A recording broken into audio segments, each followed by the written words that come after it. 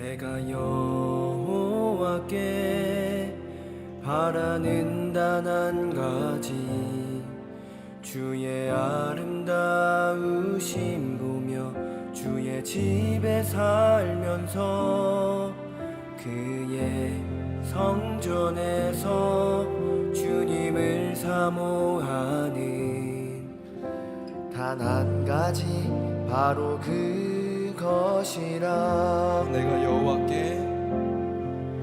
내가 여호와께 바라는 단 한 가지, 주의 아름다우심 보며 주의 집에 살면서 그의 성전에서 주님을 사모하는 단 한 가지, 바로 그것이라.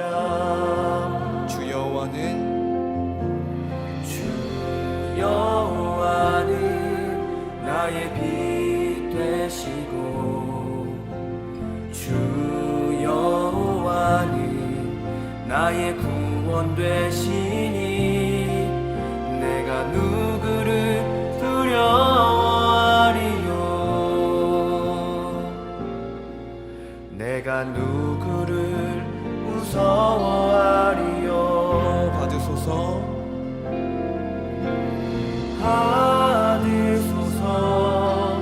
주님 받으소서, 나의 고백을 받으소서. 오직 하나이신 나의 주인 되신 하나님만 높이며 살리라.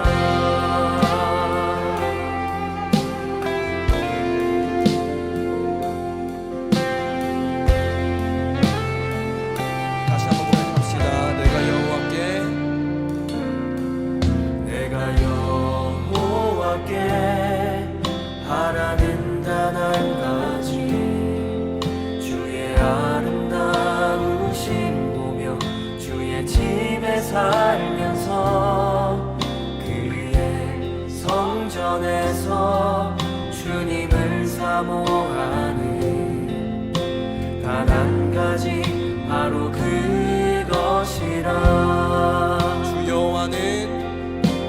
주 여호와는 나의 빛 되시고, 주 여호와는 나의 구원 되시니 내가 누구를 두려워하리요.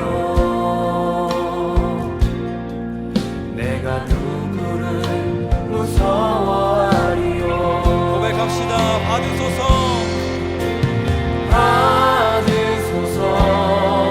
주님 받으소서, 나의 고백을 받으소서. 오직 하나이신 나의 주인 되신 하나님만 높이며 살리라. 받으소서,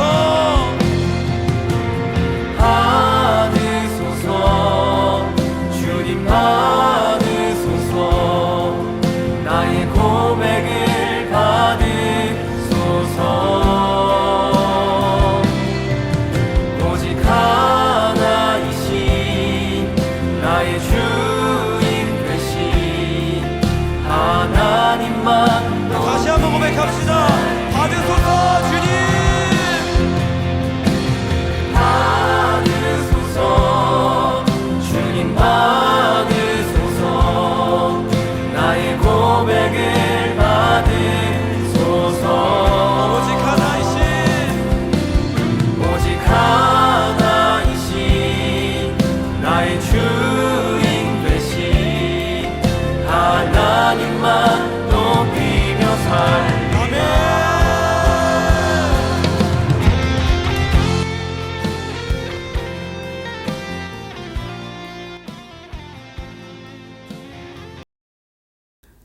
오늘 우리에게 주시는 하나님의 말씀은 느헤미야 7장 5절에서 38절의 말씀입니다.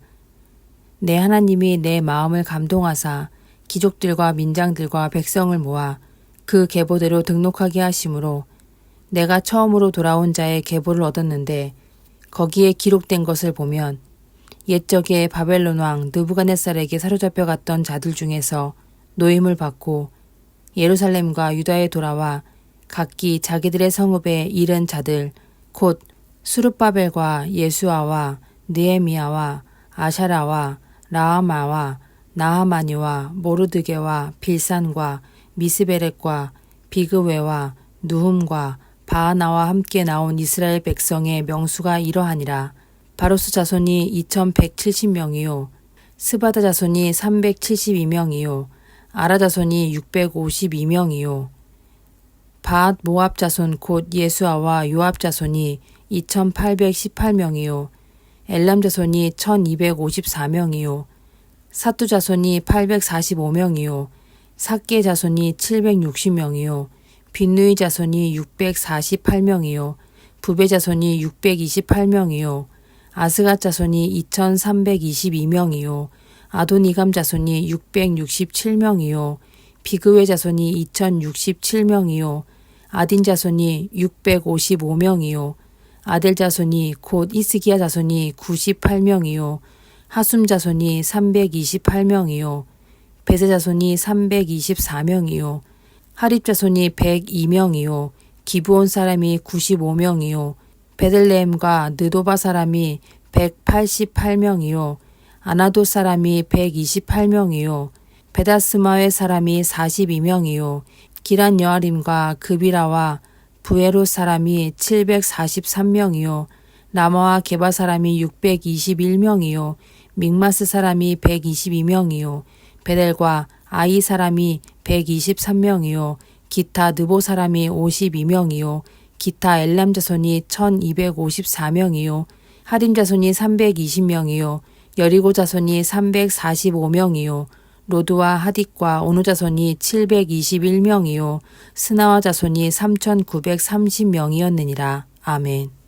성경을 읽다 보면 이름들이 참 많이 나옵니다. 족보의 형식으로 출신을 소개하거나 함께한 가문의 인원수를 기록하여 어떤 이들이 함께 있는지 알려줍니다. 이런 기록들이 길게 이어지니 읽을 때 상당히 지루합니다. 이름 외에는 다른 내용도 없을 뿐더러 대부분 다시 거론되는 이름이 아니기에 기억하기도 어렵습니다. 하지만 성경에는 필요 없는 기록은 없습니다. 각기 남길 것이 있어서 성경에 포함된 것입니다. 예를 들어 마태복음 1장의 족보는 예수님이 약속의 메시아임을 증거합니다. 다윗의 자손으로 오실 거라는 예언이 성취되었음을 모든 유대인들에게 또 이방인들에게 나타내는 증언이 되었습니다. 마찬가지로 느헤미야 7장의 인원계수에는 이유가 있습니다. 그들은 하나님의 부르심에 응답한 자들입니다. 하나님께서 남유다의 멸망으로 얻을 이스라엘의 고난을 70년으로 제한하셨습니다. 바벨론에서 포로의 삶을 70년을 산 후 다시 가나안으로 돌아오게 할 것이라 약속을 주셨습니다. 하지만 그 약속은 기계적으로 주어진 것이 아니었습니다. 그 약속에 이스라엘이 응답을 해야 합니다. 하나님은 약속의 때가 되었을 때 페르시아의 고레스 왕을 통해 길을 열어주셨습니다. 하지만 가나안으로 돌아가는 그 길로 이스라엘 민족이 응답하여 나아가야 했습니다. 우리가 생각할 때 모두가 가나안으로의 귀환을 반겼을 것 같지만 실상은 그렇지 못했습니다. 그것은 귀환한 숫자를 보면 잘 나타납니다. 포로로 잡혀간 인원은 수십만은 됐을 텐데 1차 귀환 때 돌아온 숫자는 5만 명이 채 안 됩니다. 2차 귀환 때도 2,000명이 안 됐고 느헤미야의 3차 귀환은 대규모 귀환이 아니었습니다. 왜 그들은 돌아오는 것을 망설였고 많은 숫자는 돌아오지 않았을까요? 70년이라는 기간은 결코 짧은 시간이 아닙니다. 당시 사람의 수명으로 보면 3세대 이상이 흘렀습니다. 포로로 잡혀온 장년들은 거의 죽었으며 당시 아이들이 노인이 되어 있을 나이입니다. 가나안을 기억하고 돌아가기를 갈망했던 세대가 주류가 아니었고 새로운 세대는 가나안을 보지 못했습니다. 그들은 바벨론에서 70년간 터를 잡고 살았고 이제 그 이방 땅이 그들의 터전이었습니다. 가나안으로의 복귀는 삶의 터전을 버리고 떠나는 새로운 도전이었습니다. 먼 옛날 이스라엘 민족이 출애굽하여 가나안으로 향할 때는 해방의 기쁨이 있었습니다. 바로의 압제가 심했으므로 너도 나도 약속의 땅 가나안으로 향했습니다. 하지만 바벨론에서는 달랐습니다. 포로의 고난을 극복하고 새로운 터전을 일궜으며 바벨론도 망하고 좀 더 자유를 보장하는 페르시아가 새로운 지배자로 나타났습니다. 고향 땅으로 돌아가도 좋다는 고레스의 칙령은 분명 하나님의 약속의 성취였으나 그것은 그들에게 적과 꿀이 흐르는 땅으로의 복귀가 아니라 황무지의 고난에 스스로 뛰어드는 것과 같았습니다. 오늘 본문의 명단과 인원수는 그래서 귀합니다. 그들은 하나님을 위해 고난에 뛰어든 사람들입니다. 약속의 땅의 열매를 따기 위해 온 것이 아니라 다시금 열매가 맺히길 바라며 씨앗을 뿌리러 온 자들입니다. 이는 느헤미야가 가나안으로 돌아온 이유와 같습니다. 약속의 땅이 황폐화된 것을 슬퍼하며 다시금 그 땅에 하나님의 영화와 찬송이 울려 퍼지길 바라며 자신들의 삶을 하나님께 드렸습니다. 그리스도인의 삶은 하나님의 사역을 품고 동참하는 것입니다. 하나가 둘이 되고 둘은 큰 연합이 되어 세상을 하나님의 나라로 바꿔가는 것이 그리스도인의 비전입니다. 웅대한 비전에 비해 시작은 초라할 수 있습니다. 하지만 하나님께서는 그 시작을 기억하십니다. 그것은 그 시작의 순간이 부르심에 응답하는 때이기 때문입니다. 약속의 때가 이르렀을 때 그 부르심에 응답하여 하나님 앞으로 나아간 믿음의 선조들처럼 우리도 부르심에 응답하는 믿음이 있길 바랍니다. 눈에 보이는 것이 작고 연약하고 초라할지라도 주님의 뜻과 약속을 믿으며 하나님의 일을 성취해가는 오늘이 되기를, 주의 부르심에 응답하여 새로운 시작을 만드는 우리의 삶이 되기를 간절히 축원합니다. 기도하겠습니다. 주님, 부르심에 응답하는 믿음을 주옵소서. 삶의 모든 부분에서 선한 마음과 은혜를 주셔서 하나님의 뜻을 깨달아 아는 지혜가 있게 하옵소서. 우리의 삶에 연합을 주셔서 고난보다 더 큰 믿음의 기쁨을 함께 누리게 하옵소서. 주의 부르심에 응답하여 주께서 기억하시는 이름이 되도록 우리에게 믿음의 믿음을 더하여 주옵소서. 예수님의 이름으로 기도드립니다. 아멘. 함께 중보 기도하길 원합니다. 성령의 임재 속에 오늘을 살게 하옵소서. 그 음성에 따라 선한 양심을 깨우게 하시어 마땅히 선택해야 할 선한 길을 열어가게 하옵소서. 두 마음을 품은 자로 오늘을 살지 않고 하나님만을 바라보며 옳은 길을 찾도록 인도하여 주옵소서. 믿음으로 삶의 시간을 지키며 끝까지 주님과 동행하는 완주를 이루게 하옵소서. 우리의 염려와 근심이 속박이 되지 않게 하옵소서. 오히려 하나님이 살아계신 증거가 되게 하사 믿음으로 주님께 맡기는 지혜를 갖게 하옵소서.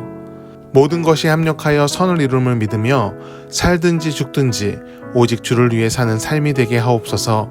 환난과 고난의 때가 온다면 더욱 주님을 의지하며 삶의 길을 더욱 열어가는 열정이 우리에게 있게 하옵소서.